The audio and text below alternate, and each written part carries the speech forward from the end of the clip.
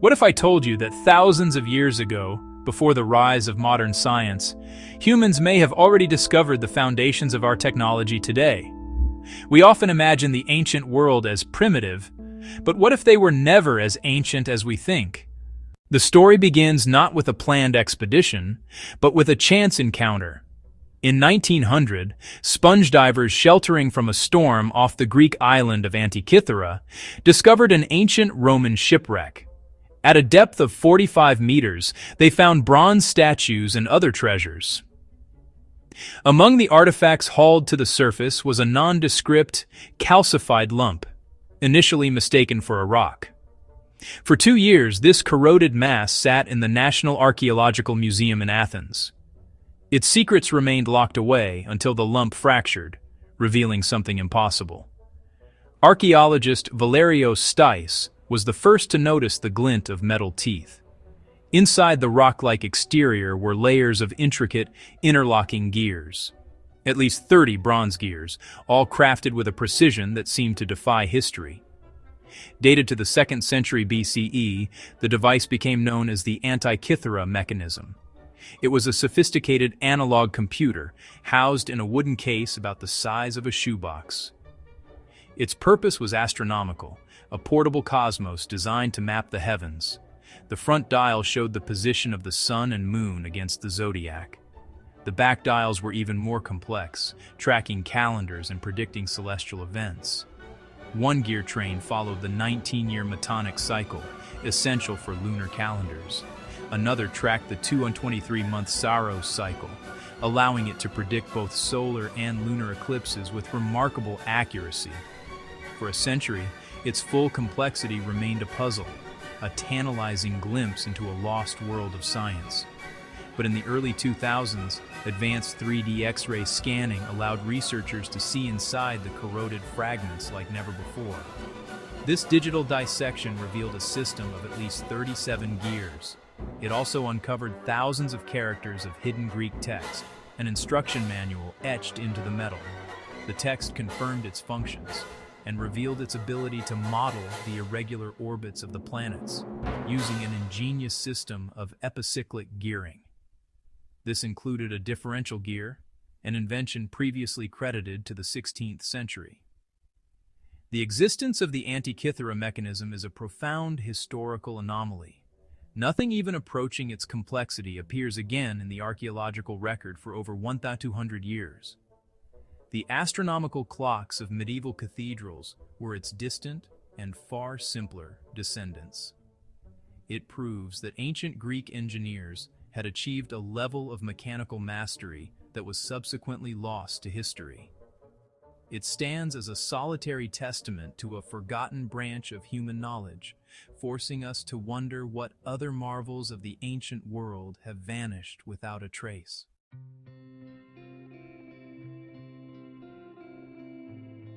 But the ancient Greeks weren't the only ones pushing the boundaries of what was thought possible.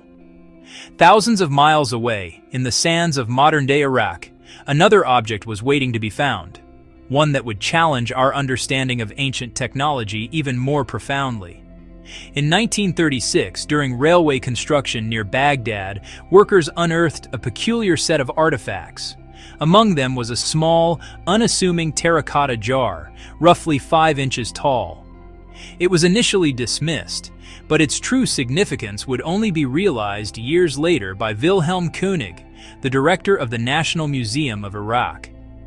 He noticed its strange internal structure and proposed a radical theory. The construction was simple, yet ingenious. Inside the clay pot was a cylinder made of a rolled-up sheet of copper. Suspended in the center of this cylinder, but not touching it, was an iron rod. The entire assembly was sealed at the top with a plug of bitumen, a natural asphalt, which held the rod in place and insulated the contents. On its own, it was just a collection of simple materials, but together they formed something extraordinary. Koenig theorized that this wasn't a storage vessel, but a galvanic cell, a primitive battery. Modern replicas have proven him right. When the jar is filled with a simple acidic electrolyte, like vinegar or even lemon juice, A chemical reaction between the copper and iron generates a steady, albeit small, electrical voltage between 1 and 2 volts. It's a tangible, repeatable phenomenon. The ancient world, it seemed, had discovered electricity. Dubbed the Baghdad Battery, its purpose remains one of archaeology's most tantalizing mysteries. The most popular theory is that it was used for electroplating, gilding silver objects with a thin layer of gold.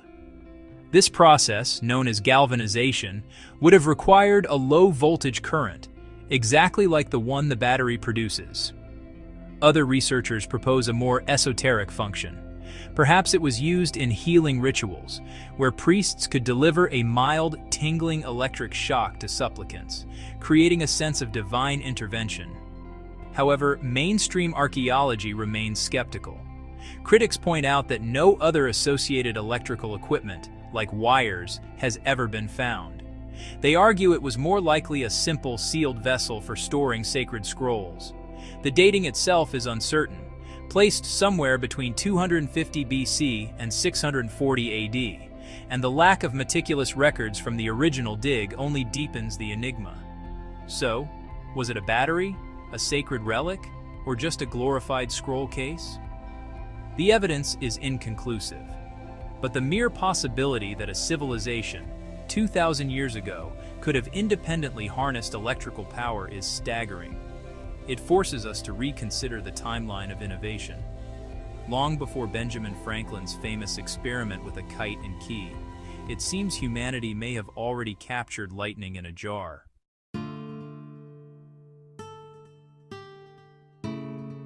Then there's the precision of Egyptian stone cutting. Granite blocks perfectly carved, with no visible tool marks. Some surfaces are smooth within fractions of a millimeter. Accuracy that even modern lasers struggle to replicate. Were they using lost tools or techniques we've simply forgotten?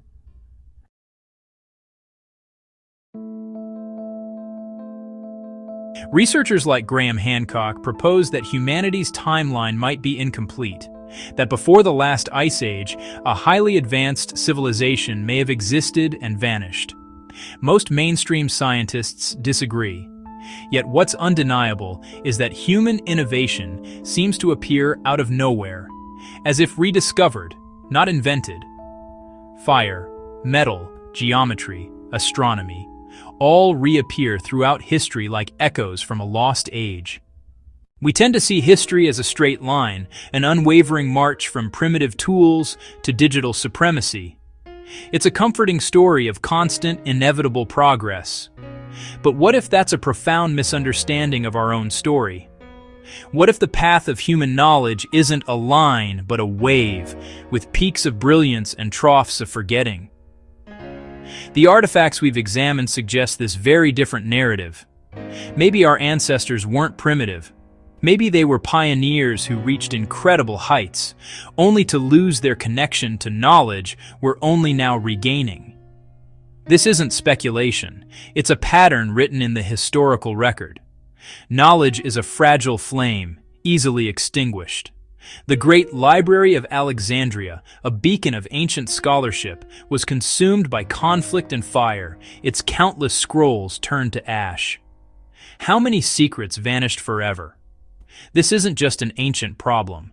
Even in our modern world, our archives are more vulnerable than we think. Digital data degrades, formats become obsolete, and even the physical blueprints for some of our own 20th century marvels, like the Saturn V rocket engines, were lost. We have had to reverse engineer our own recent past. This realization transforms the work of archaeologists and explorers. They aren't just digging for relics. They are piecing together a scattered, fragmented library of human ingenuity, racing against time itself.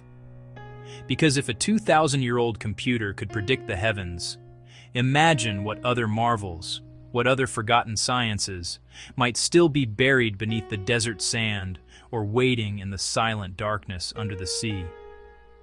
Every artifact we uncover is a coded message from the past, and a profound reminder that technology isn't just a sign of progress.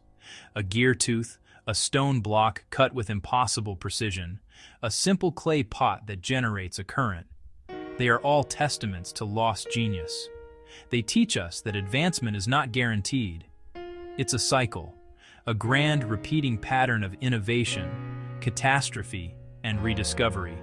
Civilizations rise, accumulating knowledge, and then they fall, scattering it to the winds. The lesson for our own time is one of humility and urgency. We must not only strive to innovate, but also to preserve. We must become the dedicated librarians of our own era, ensuring that the knowledge we fought so hard to acquire isn't lost to the next dark age, becoming just another mystery for future archaeologists to solve. We build, we forget, we rediscover, and maybe one day we'll find proof that the ancients were the true inventors of the modern world.